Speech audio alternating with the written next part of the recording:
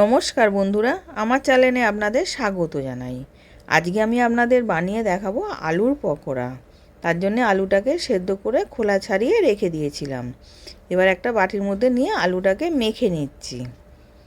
এবার আলুটা মাখা হয়ে গেছে, ওর মধ্যে হাফ বাটি চাল গুঁড়ি দিলাম, 2 চামচ কর্নফ্লাওয়ার দিলাম, আদা কুচনো, ঝালের জন্য লঙ্কা কুচনো দিলাম, বিট নুন দিলাম যাতে টেস্টটা ভালো হয়, আর সাদা নুন দিলাম, গোটা জিরে, কালো জিরে, কারি পাতা কুচনো, আর চাট মশলা দিলাম 1 চামচ, দিয়ে ভালো করে মেখে নেব।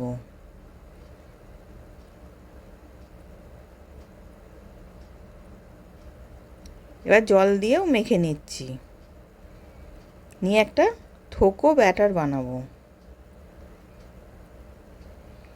এবার বানানো হয়ে গেছে, আমি দেখাচ্ছি এরম করে হাতে করে ফোঁটা ফোঁটা করে যাতে পড়ে সেরমভাবে পকোড়াগুলো দেবো, ওরকম তৈরি করে নিলাম ব্যাটারটা। এবার তৈরি হয়ে গেছে। এবার কড়াতে তেল গরম করতে দিয়েছিলাম, তেলটা গরম হয়ে গেছে। এবার আলুর পকোড়াগুলো আমি দিয়ে দিচ্ছি।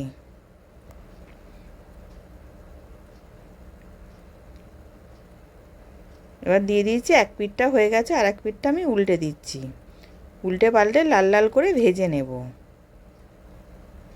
এবার লাল লাল করে ভাজা হয়ে গেছে, এবার আমি তুলে নিলাম।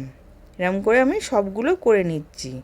এবার সব করা হয়ে গেছে, সার্ভ করার জন্যে রেডি।